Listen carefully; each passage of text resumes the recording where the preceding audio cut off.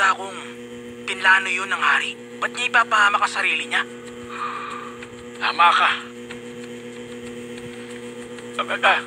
Kamahalan. Kamahalan. Papunta na kayo sa pagpupulong. Oo po. Maaari ko bang malaman kung bakit kayo mag-isa?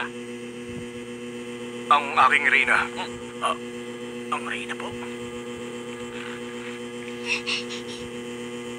Kamahalan, naglalaro kayo ng taguan?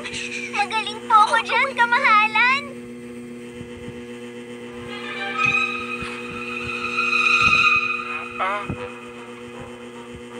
Sa wakas!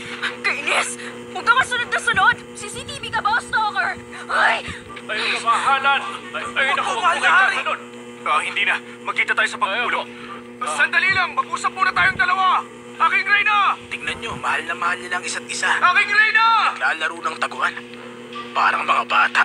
Ibang klase. Kailan lang untik na siyang mamatay.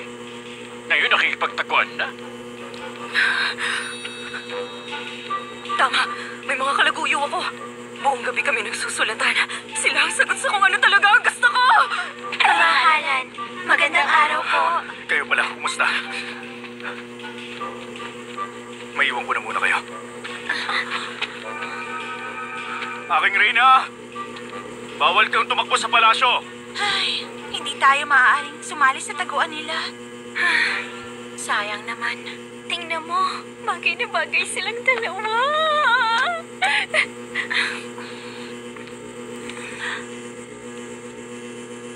Okay, ibabalik ko ang kasarian ko sa tulong ng mga sulat. Aking reyna!